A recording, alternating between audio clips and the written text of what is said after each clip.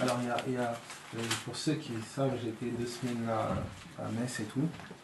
Et j'ai rencontré des personnes là-bas que je ne connais pas, que je ne connaissais pas, pour certaines personnes que je ne connaissais pas plus que ça. Et il s'est vraiment passé des super choses, c'était vraiment fort.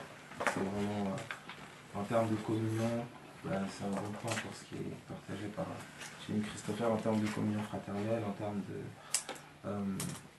concrètement, pour être très honnête et pour faire très pragmatique, certains d'entre nous, on ne se serait jamais assis à la même table s'il n'y avait pas Jésus. Pour être concret, tu ne m'aurais pas supporté, tu n'aurais pas, sincèrement, peut-être à certains, j'ai été frappé, là-bas à Metz, j'ai rencontré une dame qui était de voir que le Seigneur peut bénir des personnes beaucoup plus âgées, alors qu'hier, peut-être on les aurait volées, on les aurait escroquées, elles nous auraient fui. Aujourd'hui, il y avait une unité qui était là. Il y avait une unité. Il y avait quelque chose il pouvait avoir cette femme-là qui avait un certain âge, il pouvait avoir cette personne-là d'un certain milieu social, une fille de lord anglais. De l'autre côté, une famille qui était des usines, un peu paysannes, etc. Et une autre, que ce soit noir, que ce soit blanc, une diversité qui était possible parce que Jésus-Christ était au centre. Aucun homme ne sait et ne connaît foncièrement ce qu'est l'amour. Aucun homme ne sait et ne connaît ce qu'est foncièrement l'esprit. On ne connaît pas. J'aime quand... on peut prendre 1 Corinthiens chapitre 8. 1 Corinthiens chapitre 8.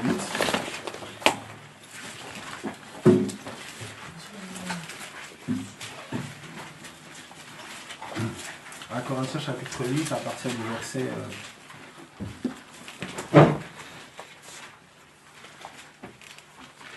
à partir du verset 2, on peut prendre même la fin du verset 8, la fin du verset 1er, où ça dit la connaissance enfle mais l'amour édifie. Voilà. Ça va pour tout le monde? Tout le monde s'en sort? 1 Corinthiens chapitre 8. Je vais dire qu'on sent bien tout ça. Ça dit la connaissance enfle mais l'amour édifie. Après ça dit si quelqu'un croit savoir quelque chose, il n'a pas encore connu comme il faut connaître. Mais si quelqu'un aime Dieu, celui-là est connu de lui. Ça va? Et j'aime l'apôtre Jean qui résume le christianisme, c'est ce que je disais tout à l'heure. Sister, c'est que le christianisme, pour faire super court, super simple, si vous vous trouvez devant la personne la moins érudite que vous pouvez imaginer, la plus bête que vous pouvez imaginer, tout ce bouquin se résume en 2 choses. Foi en Jésus-Christ, aimez-vous les uns les autres. C'est fini. C'est terminé. Foi en Jésus-Christ, aimez-vous les uns les autres. On ne peut s'aimer véritablement que par révélation de Jésus-Christ. Pas de révélation de Jésus-Christ, je vais t'aimer à ma sauce. Et si je t'aime à ma sauce, c'est compliqué. C'est très compliqué.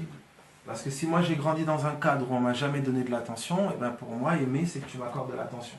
Et si tu ne m'accordes pas d'attention, ça veut dire que tu ne m'aimes pas. Ou si je n'ai pas ton attention, je suis esclave de ton attention, donc esclave de ton amour, et je ne suis pas libre, et je suis esclave. Qu'est-ce que le véritable amour? On ne l'a jamais connu. Aucun homme n'a véritablement connu ce qu'était le véritable amour. Et le premier pas d'humilité, c'est d'abord de reconnaître que je ne sais pas aimer. Je ne sais pas aimer et je suis incapable d'aimer. Voilà pourquoi je regarde à celui qui a été nommé l'amour. Comment il a aimé? Comment il a marché? C'est à lui que je regarde, c'est pour ça que je soulignais ce que Jimmy disait tout à l'heure. L'amour a été fait chair. Il a marché au milieu des hommes. Et il n'a pas forcément marché comme nous on le concevait. L'amour a dit aux pharisiens, race de vipères hypocrites. L'amour a été dur. L'amour a été discipliné. L'amour a guéri. L'amour a délivré. L'amour a consolé. L'amour a relevé. L'amour a parfois frappé. Quand Jésus rentre dans ce temple et qu'il renverse les tables, et qu'il dit, vous faites de ma maison une caverne de voleurs alors que je voudrais que ce soit une maison de prière. Voilà ce que l'amour a manifesté. Alors Paul nous déploie l'amour d'une manière assez, je dirais, très précise et forte. Il nous décrit cet amour-là dans 1 Corinthiens 13. Regardez 1 Corinthiens 13. Chapitre 13. Ça peut être un prétexte pour que je t'aime. Parce que des fois, c'est vrai qu'on peut même justifier en fait nos humeurs par rapport à ça. Amen, complètement, je te rejoins. 1 Corinthiens chapitre 13, à partir du verset 4. Donc il est dit ceci. Paul nous décrit l'amour là. Donc en fait, en gros, pour faire, je sais pas, simple encore, ce qui n'est pas ça n'est pas l'amour. L'amour n'est pas un sentiment, premièrement. L'amour n'est pas une émotion, premièrement. J'aime un jeune frère qui me disait le sentiment. Ce que tu sens là, ça ment. Parce que le jour où tu le sens plus, tu penses que tu n'aimes plus. D'accord ? L'amour n'est pas un sentiment, c'est pas une sensation, c'est pas une impression. Et c'est souvent ce que beaucoup ont cru. Et quand je me lance sur la base d'émotions et de sentiments, ben le jour où il n'y a plus les émotions, il n'y a plus les sentiments, je me pose la question de savoir si j'aime encore. Alors je vous donne cet exemple encore pragmatique. Dieu a tant aimé le monde qu'il a donné son fils. D'accord ? Son fils unique. Et il est mort où ? Sur une croix. Vous avez vu comment est-ce qu'il a subi à la croix ? Mais c'était l'amour. Donc j'apprends que l'amour, c'est douloureux. L'amour, ça fait mal. L'amour, ça fait saigner. L'amour, ça fait crier. L'amour, ça fait pleurer. Je parle de l'amour véritable. Mais heureusement, l'amour ne fait pas que ça. L'amour, premièrement, avant tout, pardonne. Et comment l'amour pardonne ? On nous a dit, Dieu a tant aimé le monde qu'il a donné son Fils. Il a manifesté son amour envers nous en ce qu'il a donné son Fils à la croix. Et quelle a été la première image, le premier symbole puissant de la croix ? C'était le pardon. L'amour tire ses racines foncièrement, premièrement, dans le pardon. Pourquoi ? Parce que tu es imparfait, je suis imparfait. Et l'amour ne peut aimer véritablement que lorsqu'il a vu l'imperfection. Tant que tu es nickel, tout ça, tout beau, tout heureux, je te vois bien, tu m'apprécies, tout va bien, tout roule, on parle le même langage, on est dans le même milieu, on discute, tu me comprends, on se comprend, cool. Mes amis, l'amour, c'est pas encore là. L'amour va se révéler dans les désaccords. L'amour va se révéler dans les incompréhensions. L'amour va se révéler quand tu vas commencer à me nuire. L'amour va se révéler quand tu vas commencer à me blesser. L'amour va se révéler quand tu ne seras pas d'accord avec moi. C'est là que l'amour va se démontrer. Et mes amis, aucun de nous ici peut savoir comment je vais me comporter demain si telle personne n'est pas d'accord avec moi. Comment je vais me comporter demain si mon ami le plus fidèle me trahit. Comment je vais me comporter demain sur celui en qui j'avais placé ma confiance me déçoit. Si celui hier qui faisait mes louanges me calomnie demain. Personne ne sait d'avance comment il se comportera. Mais ce jour-là, c'est là que l'amour pourra être démontré et pourra commencer. Alors regardez ce qui est dit dans 1 Corinthiens chapitre 13 à partir du verset 4. L'amour est patient. Première chose que Paul commence à dire. L'amour est patient. Il est persévérant, il est persistant. L'amour est patient. Donc l'impatience n'est pas de l'amour. Et ce n'est pas seulement patience envers une situation, une circonstance. Vous savez combien parfois une situation peut être pénible, une situation peut être difficile. Et je peux être impatient de sortir de cette situation. On me dit l'amour est patient. Mon amour pour Dieu, mon amour pour les hommes, l'amour de Dieu envers moi, première caractéristique, il est patient. Il sera patient envers toi comme aucun homme n'est patient envers toi. Et de la même manière qu'il nous a aimés, de la même manière il m'appelle à aimer. Première chose, pas patience. Je ne vais pas être pressé de te voir changer. Je ne vais pas être pressé de fabriquer une unité falsifiée. L'amour est patient. Il laisse les choses s'installer progressivement. Il laisse les gens comprendre progressivement. L'amour il est patient. Et la racine du mot patient dans l'hébreu, il était dit de Moïse que Moïse était l'homme le plus patient de toute la terre, sous-entendant de son époque. Vous savez ce que le mot patient a pour racine en hébreu? Qui sait? Humilité. Humilité, ouais. Empathie. Corsa. Corsa, c'est qui? Je vais aller voir. Si c'est bon. Tu étais sur la route aussi, toi? Je suis sur un trottoir, mais j'ai jamais Ah oui, je connais rien en voiture. Pourtant, t'en as offert une à ton anniversaire. T'as offert un? Non, mais il faut déjà que je passe le permis. Ah, ce serait plus sécurisé. Ça va? C'est quoi la racine? Donc la racine du mot patient, en fait dans le sens hébreu du terme dans l'ancienne alliance, la racine du mot patient c'est humble, c'est humilité. Donc vous pouvez encore traduire que l'amour il est humble. L'amour est humble. Ça veut dire qu'à chaque fois que je fais preuve d'humilité envers mon frère, envers ma soeur, je fais preuve d'amour. À chaque fois que je fais preuve d'orgueil et de fierté, je fais preuve du contraire. Mes amis, je pose la question. Combien parmi nous n'avons-nous pas eu à être fiers ou à être un peu orgueilleux envers un frère, envers une sœur?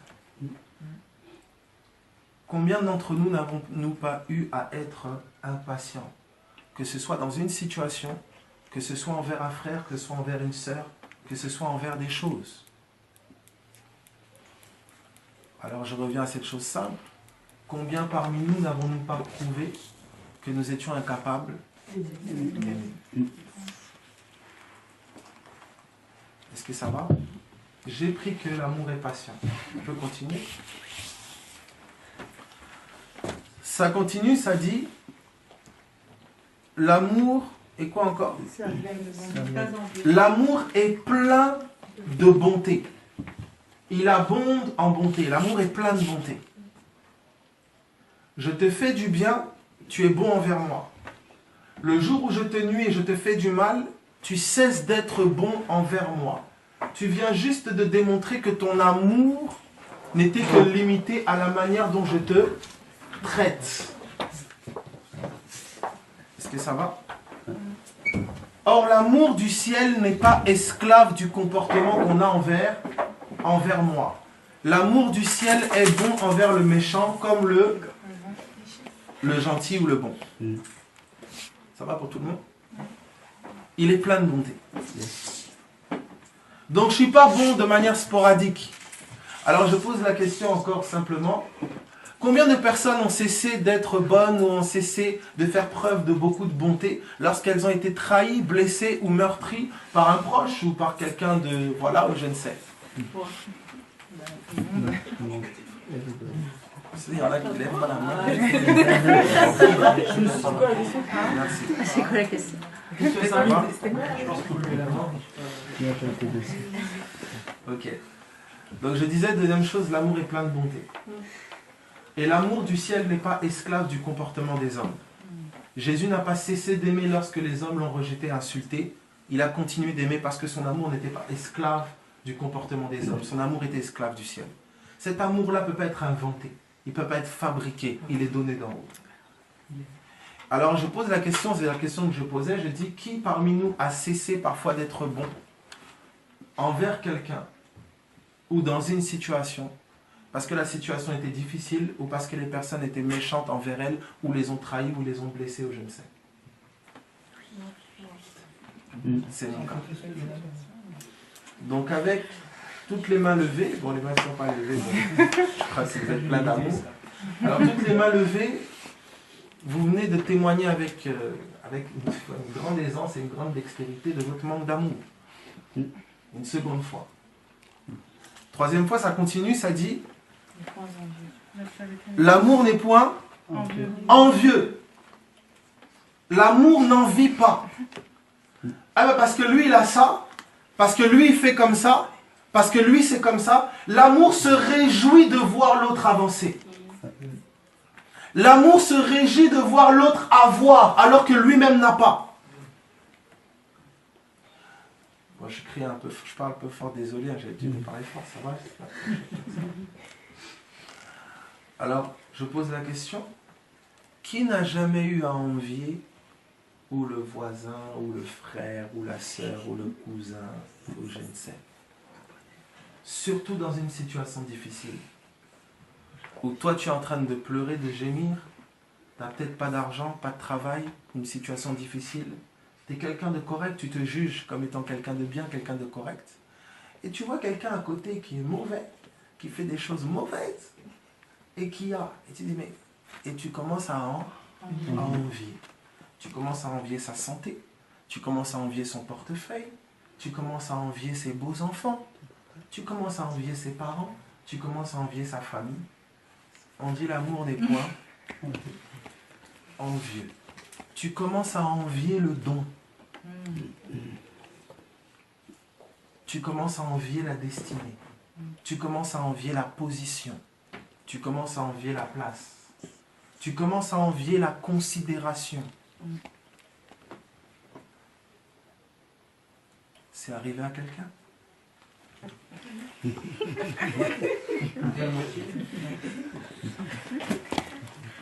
Donc, troisième descriptif de l'amour, je viens de témoigner encore que je n'aime. Je demande pardon parce que hier j'ai envoyé quelqu'un. La personne partait en vacances et moi je suis là, je suis fatiguée, j'aimerais bien prendre des vacances. L'amour n'envie pas. Troisième, humble, riche en bonté, ne s'envieux. Maintenant on continue. L'amour ne se vante pas. J'ai réussi quelque chose, un bon petit travail, un bon petit statut, une position, hein, qui a parfois bombé le torse. Là, comme si c'était par tes propres capacités que tu étais arrivé là. Tu ne sais pas que tout ce qui a été mis sur ton chemin, c'était un cadeau de Dieu. Tu penses que c'est ton intelligence, tu penses que c'est ta force, tu penses que c'est tes capacités. Alors que qu'est-ce que tu n'es reçu de Dieu? Pure grâce sur grâce. Mais combien d'entre nous ont parfois eu la prétention de penser que ce que nous avons, on le méritait? Et combien par cette attitude-là se sont vantés de ce qu'ils avaient? Lorsque la chose est enlevée, tu blâmes, tu te fâches, tu te mets en colère, comme si la chose t'était due. Alors que ça a toujours été une grâce depuis le début. Tu n'auras jamais compris que c'était un cadeau.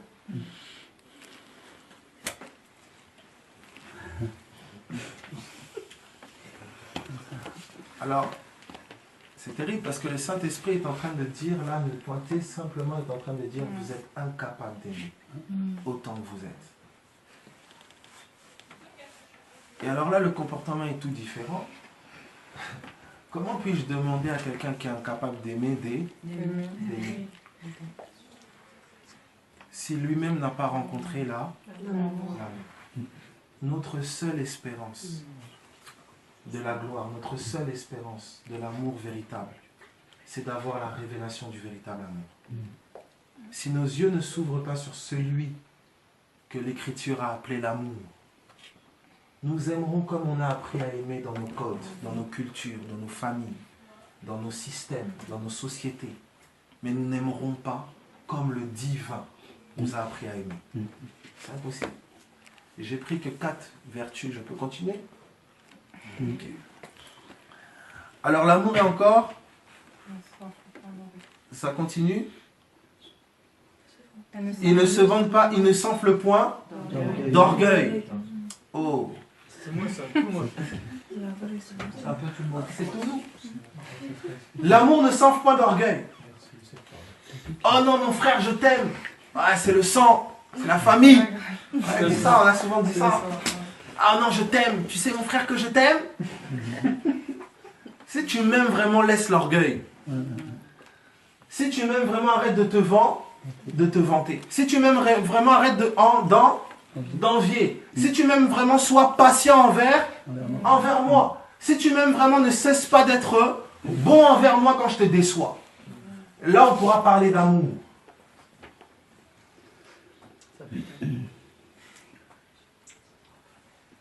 Est-ce que ça va? Alors, si quelqu'un un jour fait le bilan et le constat qu'il n'y a pas d'amour, quel magnifique bilan! Parce que le Saint-Esprit fait le même. Mais il y a quelqu'un au milieu de nous qui a appelé l'amour. J'aime dans la prière, je ne sais plus qui priait, disait tu es là. Et parce qu'il est là, l'amour est là. Le véritable amour n'est accessible que par la foi. Le Saint-Esprit déverse dans nos cœurs l'amour. Seigneur, si ta grâce n'est pas manifestée, l'amour ne peut régner au milieu de nous. Si ta grâce n'est pas manifestée, on fabriqua des choses, on pense appeler ça amour. Alors que ce n'est pas l'amour. L'amour, c'est toi. À chaque fois que toi tu es manifesté, l'amour est manifesté. À chaque fois que toi tu touches, l'amour touche. À chaque fois que toi tu parles, l'amour parle. L'amour, c'est toi. Et j'apprends à aimer en te regardant. Que ce soit dans ma vie et dans la vie de l'autre. L'amour, ce n'est pas une émotion, ce n'est pas un sentiment. L'amour, c'est toi manifesté. Quand je vois la vie de mon frère changer, alors je dis l'amour est en train de bouger dans sa vie. Quand je vois que tu es en train de parler à ma soeur, parler à mon frère, quand je vois ce que tu as fait dans ma vie, d'où tu m'as tiré, d'où tu m'as pris, alors je peux dire l'amour travaille dans ma vie. Mais moi, dire aimer, Seigneur, je ne sais pas aimer. Apprends-moi à apprécier ton amour. Apprends-moi à apprécier qui tu es. Apprends-moi à voir ton œuvre dans la vie de mon frère, dans la vie de ma soeur. Apprends-moi à ne pas regarder aux défauts, à ce qui ne va pas, mais apprends-moi à regarder à toi. Parce que quand je te vois, toi, dans la vie de mon frère, dans la vie de ma soeur, je vois l'amour à l'œuvre. Alors il continue. L'amour ne se vante pas, il est point orgueilleux. L'amour ne fait rien de malhonnête. Oh. Je vais dire à mon frère ici, ah oui, tu sais, frère, non, vraiment, c'est pas possible, hein, oh ouais, vraiment, tu es comme ceci, tu es comme cela, tu es machin, etc. Je vais dire à ma soeur, oh, le frère, non, c'est vrai que c'est quelqu'un de sympa, tout ça, mais c'est malhonnête. La calomnie, c'est malhonnête. Les murmures, c'est malhonnête. La critique, c'est malhonnête. Qui a déjà fait preuve de malhonnêteté? Malhonnête.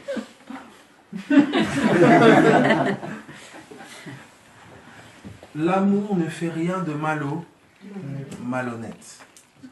Comme il est là, il est le même là. À chaque fois que tu as eu un comportement différent, regardez Jésus, l'amour parfait. Il guérit les malades, il chasse les démons, il ressuscite les morts, la foule est avec lui, les disciples sont avec lui, tout le monde l'acclame. Amen. Lorsque ses disciples l'abandonnent, lorsque la foule crie crucifiez-le, lorsqu'il est déshabillé devant sa mère, Jésus est resté le même. Comme il était devant les rois, c'est comme il était devant les paysans. Comme il était devant le Père, c'est comme il a été devant les hommes. Ce qu'il a dit devant Dieu, c'est ce qu'il a dit devant les hommes. Il n'a pas dit A là et B là-bas. L'amour ne fait rien de malhonnête. Qui a déjà été malhonnête?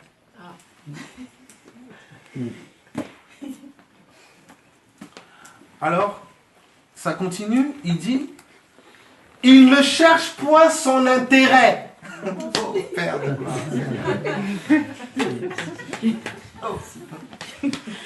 L'amour ne cherche point son intérêt. Mais de quel amour on a parlé? Quel amour on a appris? L'amour ne cherche point son intérêt. Ça veut dire que même si c'est moi qui peine,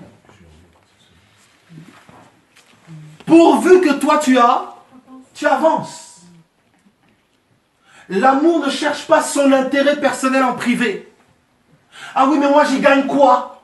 L'amour ne parle pas comme ça. Oui, tout ce que j'ai fait, personne, moi me considère personne. L'amour ne parle pas comme ça. L'amour ne cherche pas son intérêt. Qui a déjà cherché ses intérêts? Et prenez tout, hein.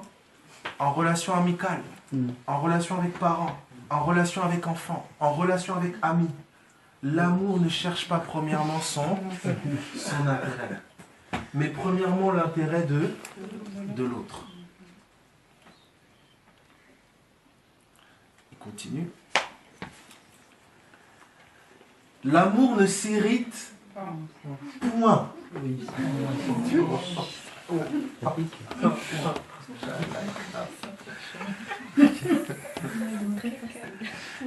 Qui s'est déjà irrité? C'est la sainte colère.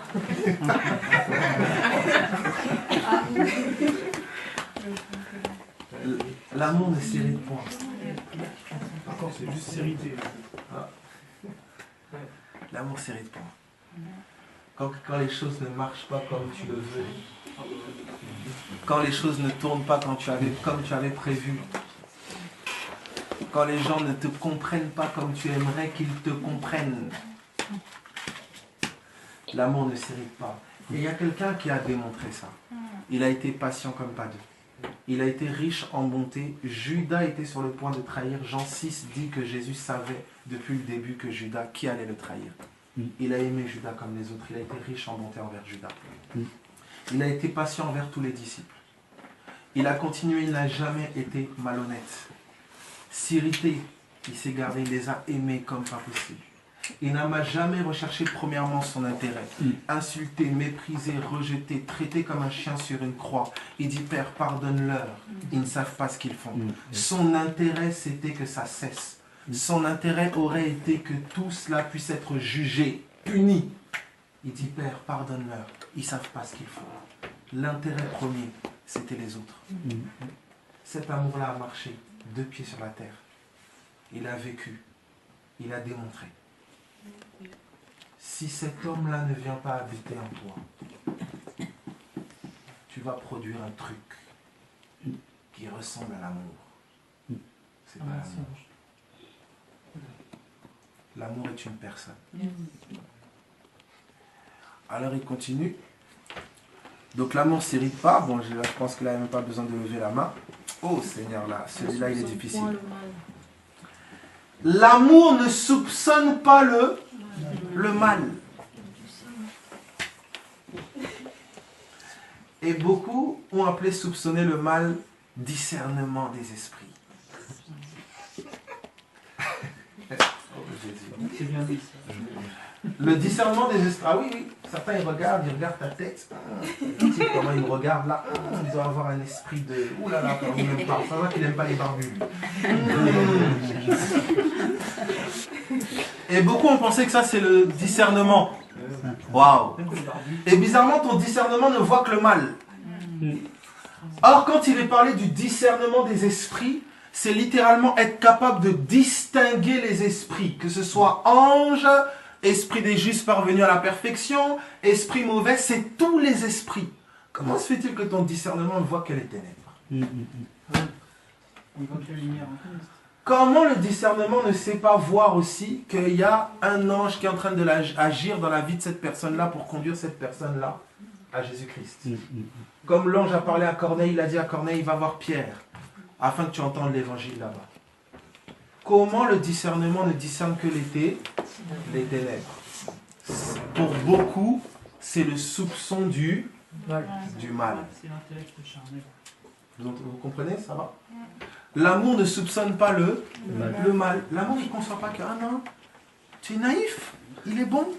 C'est difficile. Hein? C'est difficile. Surtout des fois, c'est devant vos yeux, c'est face à face. Mais le Seigneur, il te rend comme aveugle. Quand on dit l'amour rend aveugle, c'est vrai. Hein? Il rend aveugle à cette réalité. Je veux dire quelque chose? Ouais, juste par rapport à ça, au regard, je te disais. Tout à l'heure, on en parlait en plus dans les escaliers. Quand je te montrais mon poireau qui était en train de pousser. Bref, en fait, regarder à Christ, c'est pas. Juste, je voulais dire, en fait, quand on dit souvent regarder à Christ, finalement, je pense que c'est regarder à ça, justement. C'est pas regarder un espèce de Jésus mental, je regarde à Christ et tout, non, c'est dans chaque situation, comment est-ce que lui, il agit en moi, quoi. Je pense que tout, en fait, il a dit qu'il nous a mis l'amour en nous par le Saint-Esprit. En fait, tout est déjà là, mais c'est la servitude ou l'orgueil aussi qui nous empêche d'avoir les yeux sur ce qui est déjà, là. Dans une situation qui se passe, c'est que si moi je regarde à Christ, vraiment, je suis pas en train de m'inventer un Jésus mental, je suis en train de regarder vraiment comment est-ce que lui il agit en fait. Et Et c'est la mort, enfin c'est ça en fait la mort à soi-même, c'est vraiment ne plus écouter ce que moi je pense, mais comment est-ce que lui il est quoi en fait. Enfin je sais pas si je C'est vrai, je pense que...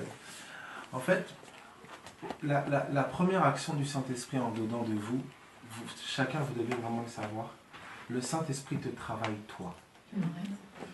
Si tu penses que c'est l'autre qui n'est pas assez comme ça, c'est l'autre qui n'a pas suffisamment fait ça, c'est l'autre qui a... Si l'attitude de l'autre est suffisante pour produire en toi une frustration et troubler ta paix, c'est toi qui as un problème.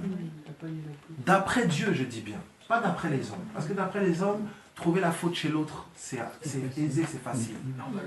C'est logique. Moi, quand j'étais petit, on m'a tabassé.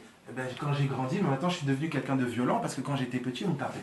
N'importe quel psychologue ou bon psychiatre vous fera ce bilan-là et c'est vrai selon les hommes. Mais selon Dieu, c'est pas vrai. Selon Dieu, c'est pas parce que tu as subi ça que ça doit faire de toi la personne que tu es. Dieu veut faire de toi un homme et une femme libres. Tu n'as pas à être esclave de ce que les gens t'ont fait subir. Tu peux être au-dessus. C'est ça que Jésus a fait. Il a été trahi, il a été battu, il a été insulté. J'ai eu l'occasion de développer avec vous qu'à la croix, il a été violé. Quelle a été sa réponse? Père, pardonne-leur. Il a aimé. Parce qu'il n'a jamais été esclave de tout ce que ces gens-là lui avaient fait subir. Tant que tu tiens ce raisonnement-là, ah ben c'est la faute de ma mère, c'est la faute de mon père, c'est la faute d'un tel, c'est la faute de... Écoute-moi, ce raisonnement est charnel, il est terrestre, il est humain. Le divin est au-dessus. Est-ce que ça va? Discerner ce que le Saint-Esprit veut faire en toi. Et à chaque fois que le Saint-Esprit travaille en toi, il t'amène davantage à mourir à toi-même et à voir son œuvre à lui. Parfois, l'offense de l'autre envers toi va mettre en lumière les aspects de ton cœur qui sont encore bien vivants selon toi. C'est pas l'offense de l'autre qui est le problème, c'est ta réaction à l'offense. C'est pas le fait que tu aies perdu le travail le problème. C'est ton attitude et ton comportement dans la situation où tu as plus de travail. C'est pas le problème de santé le problème, c'est ton comportement et ton cœur, ton âme dans cette situation-là. C'est ça que Dieu regarde. Dieu n'est pas impressionné par une quelconque situation. Dieu est impressionné par un cœur transformé. Et même les anges plongent leur regard pour voir ça. Parce que vous savez qu'eux n'ont pas ça. Les anges ne connaissent pas la faiblesse. Elle est propre à nous. Nous sommes les seuls êtres divins dans lesquels la divinité est révélée dans la faiblesse. Force et puissance. J'ai une question. Est-ce que vous comprenez? J'ai une question par rapport à ça justement.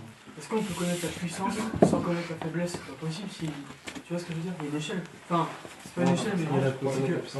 Tu vois, enfin, s'il n'y a pas de faiblesse, alors tu es, il n'y a pas de puissance. Enfin, tu vois ce que je veux dire? De toute façon, c'est Dieu qui... La puissance, c'est parce que ça se mesure par rapport en fait à une faiblesse. Tu vois ce que je veux dire? C'est comme les ténèbres. C'est quand tu es faible que tu es fort.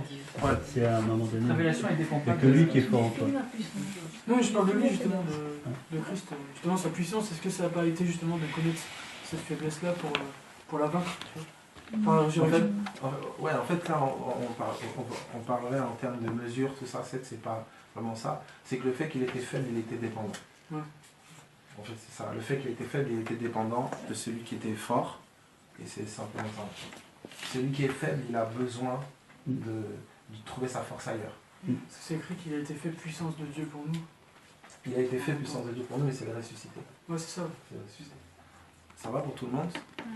Donc le Saint-Esprit va travailler en toi, il va te transformer toi. Comment se fait-il que quand on dit ça sur toi, tu t'énerves aussi vite? Comment se fait-il que dans telle situation, tu t'emportes aussi vite? Comment se fait-il que quand une situation dramatique ou une situation autre arrive, ton âme est aussi vite troublée? Et tu remets aussi vite en cause ce que Dieu est. Ta confiance en Dieu. Le Saint-Esprit travaille sur ton cœur. Voilà comment Jésus dira d'une autre manière, il dira, avant de chercher à enlever le morceau de paille qui est dans l'œil de ton frère, enlève la poutre qui est dans ton œil, alors tu verras comment enlever le morceau de paille qui est dans l'œil de ton frère. Le premier travail du Saint-Esprit, c'est d'enlever, j'aime même dire, la cabane qui est dans ton œil. Je ne sais pas si je me fais comprendre. Alors, ça va pour tout le monde? C'est sur toi, premièrement. Les personnes, généralement, oui, oh, moi, les gens, tout ça, les gens avec moi, ils sont toujours ceci, tout ça, ils sont toujours comme ça, les gens ceci, les gens cela, toujours. Et la chose que parfois il est difficile, que Saint-Esprit a du mal à faire comprendre parfois aux gens, c'est que mon ami, c'est un souci. Et si tu ne commences pas déjà par le reconnaître, c'est difficile pour moi de commencer à travailler au-dedans de toi. Parce que je t'amène sur une voie, et tu es convaincu que non, mais moi j'ai tout fait, je sais comment j'ai cru en Dieu, je connais ma confiance en Dieu. Écoute, si ta confiance en moi était aussi infaillible que tu le prétends, tu ne te comporterais pas comme ça. Ton comportement témoigne que ta foi n'est pas infaillible. Laisse-moi la fermir. Et c'est là qu'est la repentance. Repentez-vous.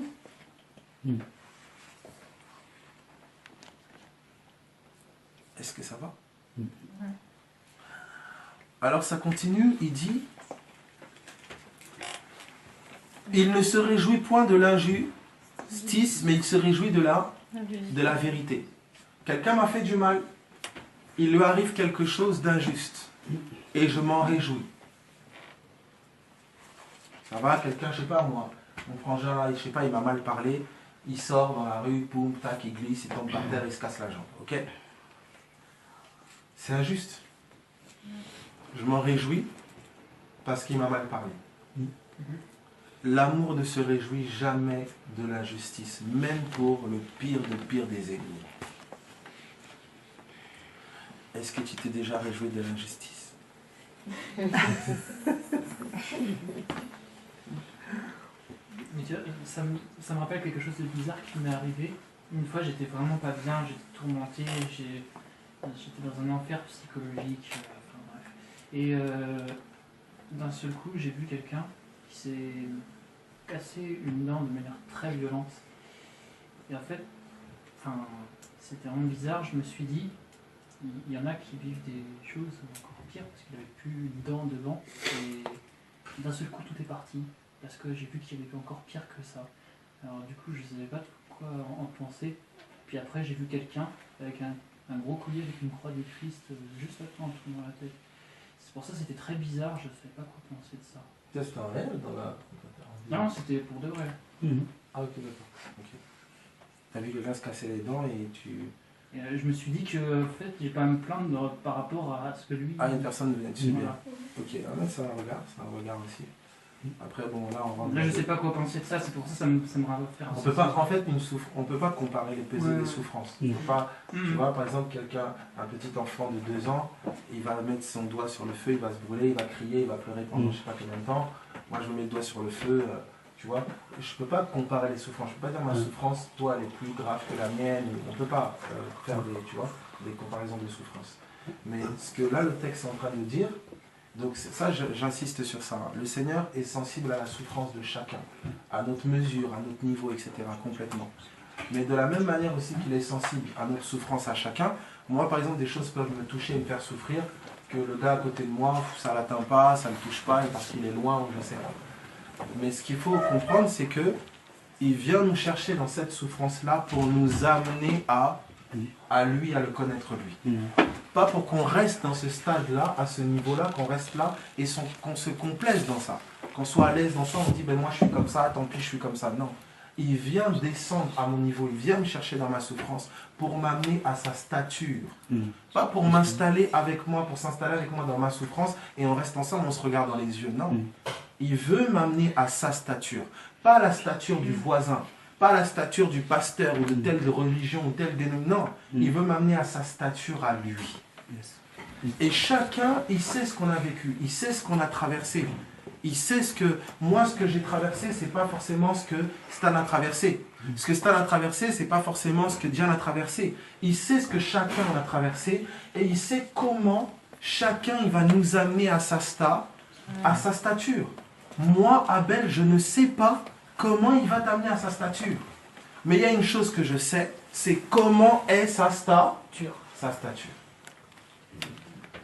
Et c'est ce que nous savons. C'est ce qui est prêché, c'est ce qui est annoncé.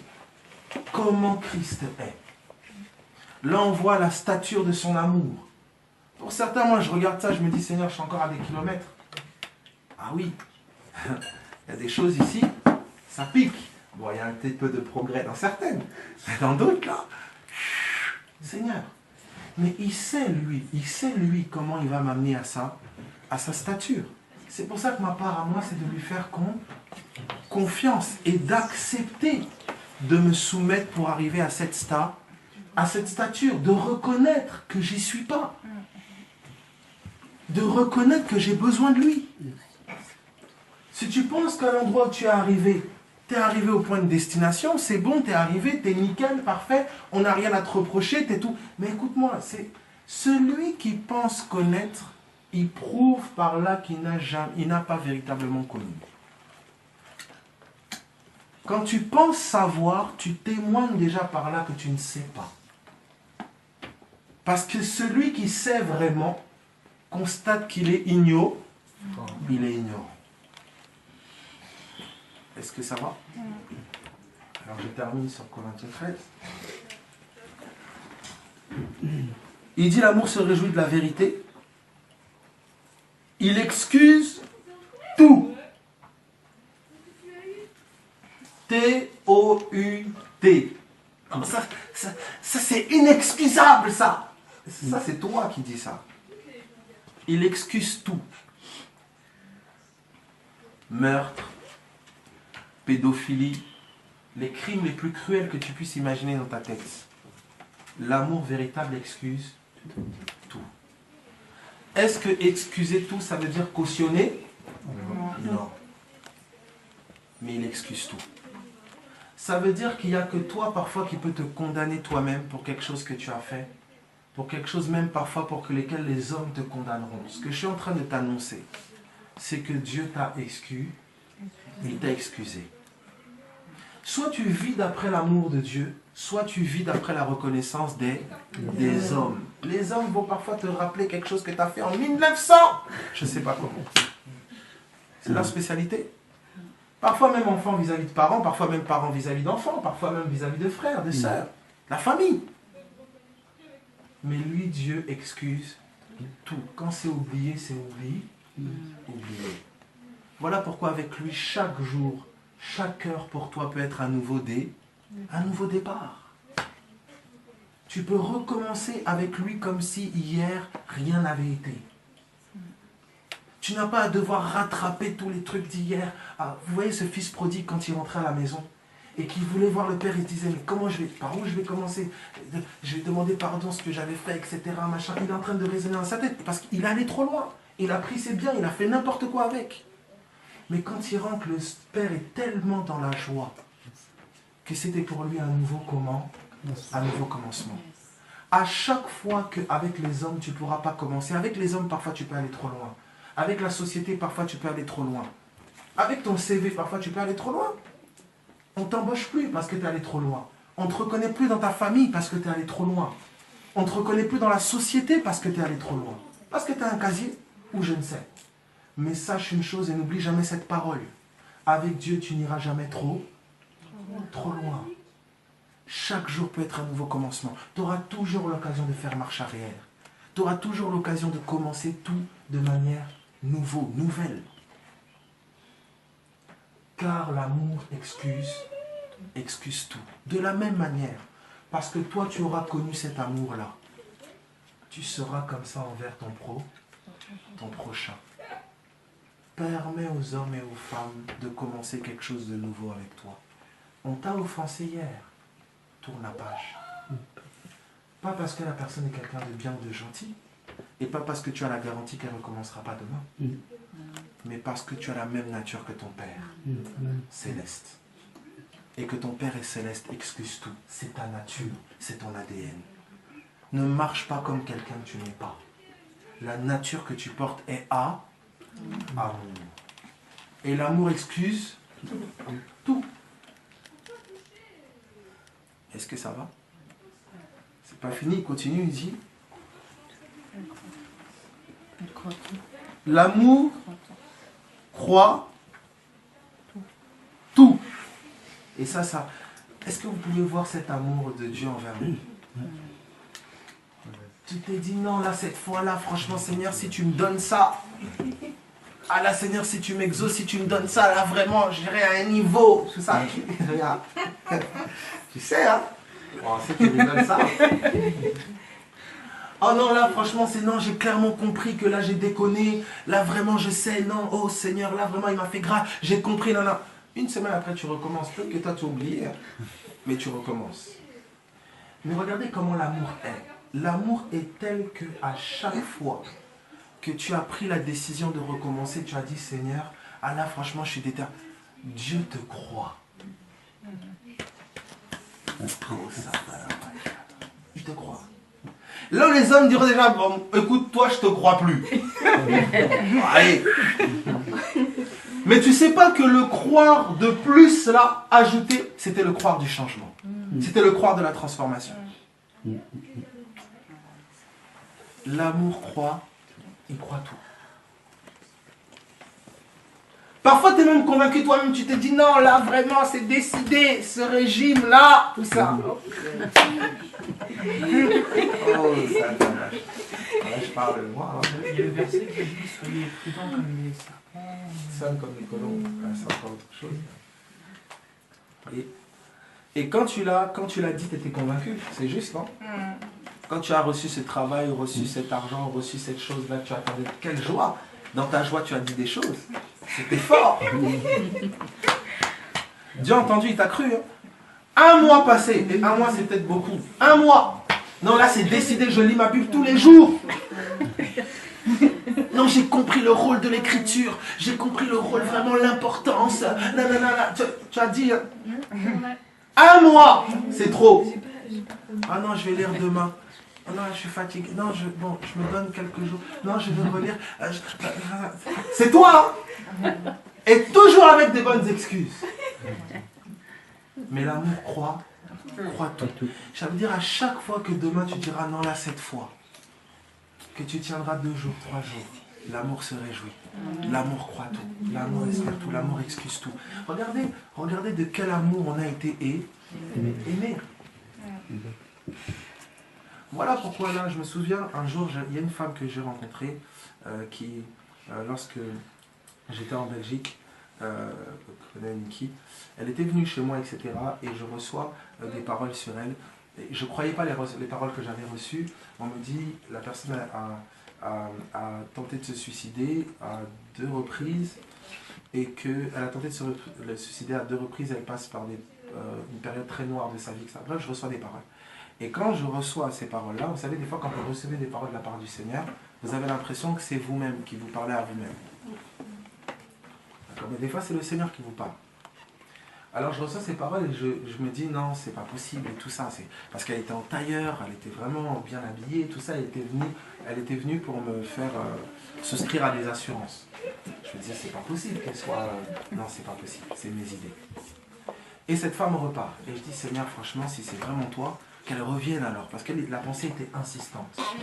Et 10 minutes après, elle revient, elle me dit, écoutez, j'ai vu que vous étiez africain et tout ça, et je me suis dit peut-être que vous avez des petits soucis, je peux vous aider, parce que je connais beaucoup d'étudiants, Afrique, bref, etc.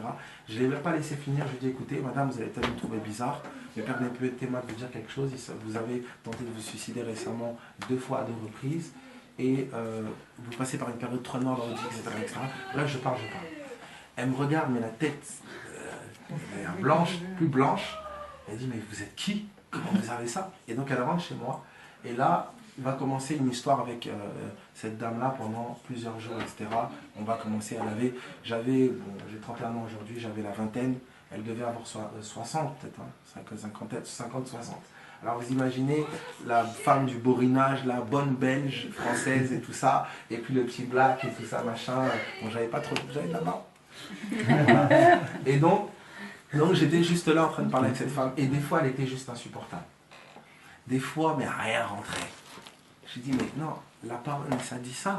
Jésus, il est ça. Oh, mais non, avec son accent et tout ça. Mais non, mais écoute, si c'est comme ça, voilà, etc. Et puis, tac, elle sortait et elle claquait la porte et elle partait. Et quand elle disait, ben moi, mais si c'est comme ça, je me casse. Ben, je lui dis, écoute, tu peux partir. Ah, non, vraiment gonflante. Et le Saint-Esprit est tellement magnifique. Parce que parfois, quand elle sortait de chez moi, elle sentait une main se poser sur son épaule. Ça veut dire que là où mon amour trouvait ses limites, l'amour de Dieu continuait. Et c'est ça que je veux te faire comprendre, c'est que là où l'amour des hommes peut trouver ses limites, là où la paix des hommes peut trouver ses limites, blâme pas les hommes. Laisse Dieu prendre la relève. N'exige pas des hommes plus qu'ils ne sont. Attends-toi à Jésus-Christ. Et sache apprécier ce que Dieu t'apporte à travers un homme ou une femme. Amen, gloire à Dieu. Mais mon espérance n'est pas dans un homme. Elle est en Jésus-Christ. Appréciez la grâce. Alors regardez la suite. Il continue, il dit, l'amour excuse tout, l'amour croit tout, l'amour espère tout. Vous comprenez pourquoi espérant contre tout est espérance. Abraham a pu avoir une espérance qui est complètement perchée. À son époque, c'était perché d'avoir un enfant à 100 ans. Perché. Pourquoi cette espérance a animé son cœur? C'est parce qu'il avait connu l'amour de Dieu.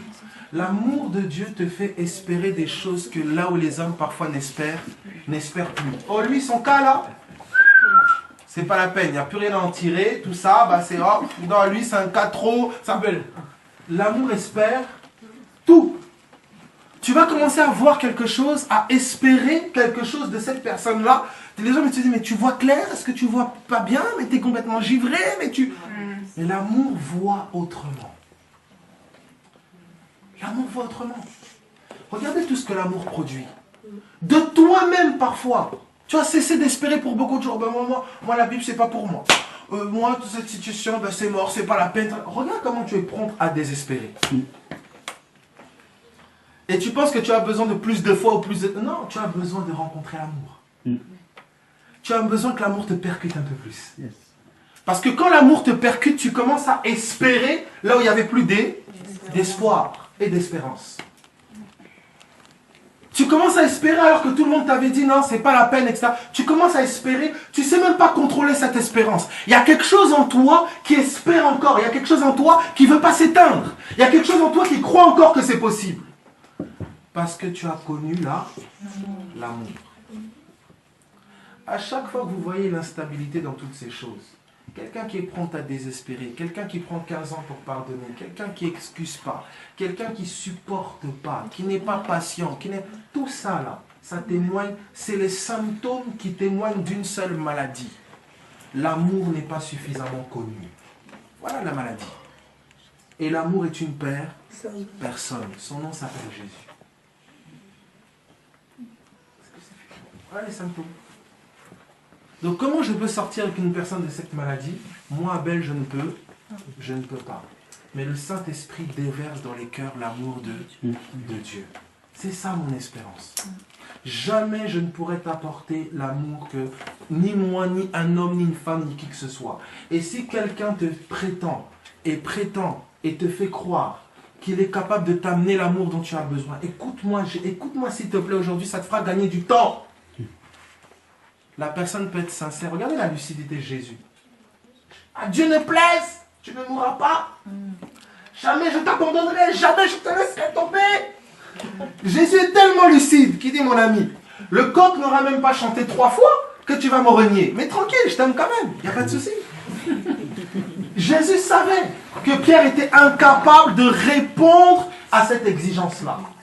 Parce que Jésus devait cheminer le chemin de la croix seul. Et il y a des chemins que tu dois emprunter seul. Il y aura peut-être un petit Simon de Cyrène qui va t'aider un peu à soulever ta croix. Simon de Cyrène, c'est quelqu'un qui était sur le chemin de Jésus. Quand sa croix était trop lourde, elle est tombée. Simon de Cyrène l'a aidé à soulever sa croix. Tu auras peut-être des Simons de Cyrène de temps en temps, mais tu n'auras pas de Simon de Cyrène permanent. Le chemin de la croix est un chemin qui se fait seul.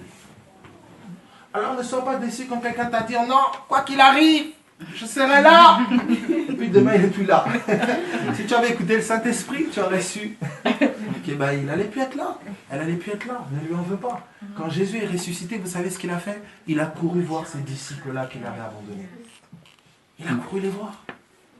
Parce que l'amour de Jésus ne dépendait pas de l'attitude des disciples. Ne sois plus esclave de ce que les gens t'ont fait. Ne sois plus esclave des promesses que les gens n'ont pas tenues. Ne sois plus esclave d'actes que tes parents ont posés, ou que tes enfants ont posés, ou que tes frères ont posés, ou que des proches à toi ont posés, qui t'ont meurtri, qui t'ont blessé. Ne sois plus esclave de ça. Libère-toi. Jésus-Christ veut ta liberté. Tu es né, tu es designé pour être libre. Pas libre de faire tout ce que tu veux. Parce que dans ce que tu veux, parfois il y a la servitude. Quelqu'un qui aime beaucoup, beaucoup, beaucoup la drogue, et que ça le... Il veut se droguer. Oui, c'est bon de se droguer. Non. Il y a des choses que tu veux qui sont destructrices pour toi. Il y a des choses que tu veux qui te rendent esclave. Dieu te veut ta vraie liberté. Et la vraie liberté, tu la rencontres quand tu rencontres le Christ, le ressuscité.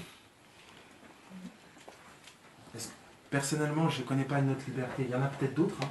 Je n'ai pas parcouru tout l'univers. Mais je vous parle de celle que j'ai rencontrée. Je peux me limiter que là. Je ne vais pas vous parler d'autres que je ne connais pas. Je vous parle que de celle que j'ai rencontrée. Jésus a été ma liberté. Il a été ma délivrance. Est-ce que ça va? Alors nous finissons. Oui, voilà, il excuse tout, croit tout, espère tout et supporte tout. C'est insupportable, tu ne peux pas imaginer, mon frère. L'amour supporte tout. Je sais que quand toi tu dis ça, c'est toi qui dis ça. Mais je sais que le Saint-Esprit peut encore supporter. Est-ce que ça va? Alors, il y a deux choses qui ont été démontrées là. C'est qu'il n'y a aucun de nous qui est capable de produire ça. Donc ne te culpabilise pas parce que tu ne produis pas ça. Et ne laisse personne te condamner parce que tu ne produis pas ça. Si quelqu'un te dit que tu n'as pas d'amour, ou si quelqu'un te dit que tu manques d'amour, tu peux te réjouir. Parce qu'il vient de réaliser quelque chose que voilà, Jésus avait déjà dit au Saint-Esprit. Voilà. Même si toi-même, tu constates que Seigneur, comment j'ai pu me comporter comme ça? Comment j'ai pu aimer aussi peu? Comment j'ai pu être aussi orgueilleux, aussi impatient? Pourquoi je ne suis pas juste allé la voir, aller le voir pour demander pardon? Pourquoi je ne suis pas juste allé m'humilier? Pourquoi j'ai laissé traîner ces choses-là? Parfois tu te culpabiliseras, Satan te condamnera dans ton cœur. Et comme le disait Jimmy tout à l'heure, si ton cœur te condamne, Dieu est plus grand que ton cœur. Il veut produire cet amour en chacun de nous. C'est la responsabilité individuelle de chacun. Ce n'est pas la faute du voisin, ce n'est pas la faute de la voisine. C'est toi et Jésus-Christ. Celui qui vit ça en plénitude est un homme totalement libre. Nous en avions eu l'exemple qui a marché sur terre, c'est Jésus. Tout disciple accompli sera comme son maître. C'est notre désir, du moins à nous qui sommes là. Je vous dis sincèrement, si ce n'était pas Jésus, pour certains on ne se connaîtrait pas. Si ce n'était pas Jésus, pour certains on ne s'apprécierait pas. Ne nous mentons pas. Le truc de l'amour à l'eau de rose, tout ça, personnellement, je n'y crois pas. J'ai misé sur ça, j'ai fait confiance à des gens, j'ai pleuré pour des gens. J'ai vu ces gens tourner le dos, trahir, blesser. Et j'étais dans la réaction, jusqu'à ce que le Seigneur me fasse comprendre. Tu n'avais pas aimé vraiment. Et je me suis repenti de cet amour fictif-là, de groupe, ou parce qu'on est ensemble, on passe des bons... Non, que personne ne vous trompe. Il y a un seul amour qui est véritable. Il est révélé en Jésus-Christ. Que chacun s'attache à lui. Alors on connaîtra l'amour véritable pour les uns et les autres. Et mon amour sera au-dessus de l'offense que tu me fais subir. Ton amour sera au-dessus de l'offense que je te fais subir. Mon amour sera au-dessus de tes défauts et de tes imperfections. Parce que mon amour sera dans, il sera dans moi. Est-ce que ça va? Soyez bénis vraiment. Je suis super content de vous voir. Vraiment, ça... Je vous aime. Je voudrais juste te dire quelque chose parce qu'il y a... J'aurais juste compris pour 3 sœurs qui sont dans des états...